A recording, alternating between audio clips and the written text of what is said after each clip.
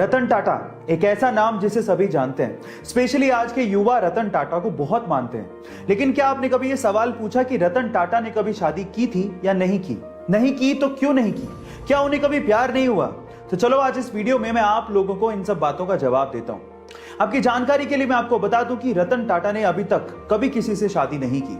ऐसा नहीं था कि उन्हें कभी प्यार नहीं हुआ, उन्हें प्यार हुआ था। वो लड़की एक्चुअली एलए यानी कि लॉस एंजल्स से बिलोंग करती थी। दोनों एक दूसरे से शादी करना चाहते थे, लेकिन लड़की के घर वाले लड़की को इंडिया नहीं भेजना चाहते थे और सिर्फ इसी वजह से उन्होंने लड़की की शादी कहीं और कर दी। लेकिन हमारे रतन टाटा जी ने अपना कमिटमेंट निभाया।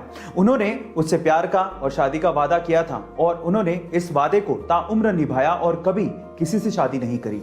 यह है उनकी लव स्टोरी, एकदम उनके जैसी परिपक्व। जिंदगी के बड़े इम्तिहान में जब हमारे साथ कोई छोटी मोटी भी गड़बड़ हो जाए ना, तो हम लोग किस्मत का रोना रोने लगते हैं।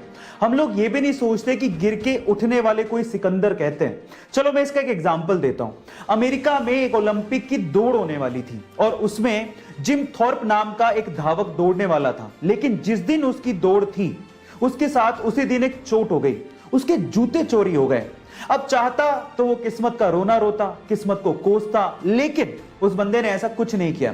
उसने कचरे में पड़े जूते उठाए, वही पहने और उसके साथ ओलंपिक की दौड़ दौड़ी भी और उसमें गोल्ड मेडल जीता भी। इसे कहते हैं बाजीगर। लाइफ में पॉजिटिव रहना यानी कि पॉजिटिव एटीट्यूड रखना बहुत ज्यादा जरूरी है और ये सब जानते हैं। जब लाइफ में सब कुछ अच्छा चल रहा होता है तो सभी लोग पॉजिटिव ही थिंकिंग रखते हैं, अच्छा सोच रहे होते हैं। लेकिन जब लाइफ में तकलीफें आती हैं तब पॉजिटिव कैसे रहा जाए, ये आप रेस के घोड़े से सीख सकते हो। कैसे, मैं आपको बताता हूं। क्या आपको पता है कि रेस के घोड़े को ये नहीं पता कि उसे रेस में दौड़ना है और जीतना है? उसे तो जीत का मतलब ही नहीं पता होता। वो सिर्फ इसलिए दौड़ता है क्योंकि उसका मालिक उसके ऊपर बैठ के उसको तकलीफ दे रहा होता है, उसे पोक कर रहा होता है ताकि वो तेज भागे। समझ रहे हैं आप? ताकि वो जीते और उसे रिकॉग्निशन मिले।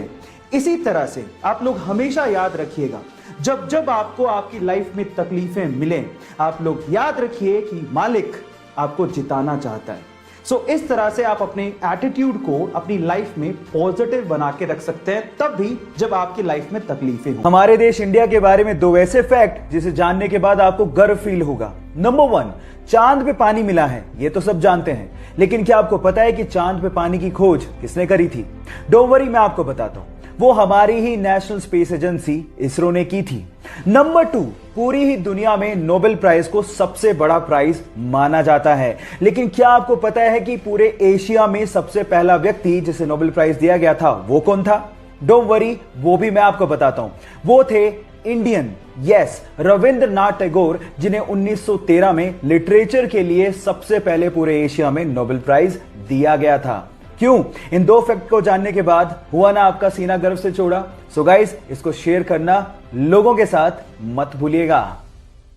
कनाडा के एक 23 साल के लड़के को एक्सीडेंट की वजह से अपना पैर गंवाना पड़ा और उसके जस्ट बाद ही उसे कैंसर भी हो गया। डॉक्टर्स ने कहा कि तुम कैंसर की वजह से ज्यादा दिन तक जिंदा नहीं रह सकते।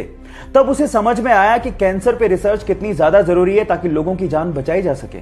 उसने सोचा कि मरने से पहले वो पूरे कनाडा को पैदल अपनी एक टांग पे नापेगा और कैंसर रिसर्च पे फंड रेज करेगा।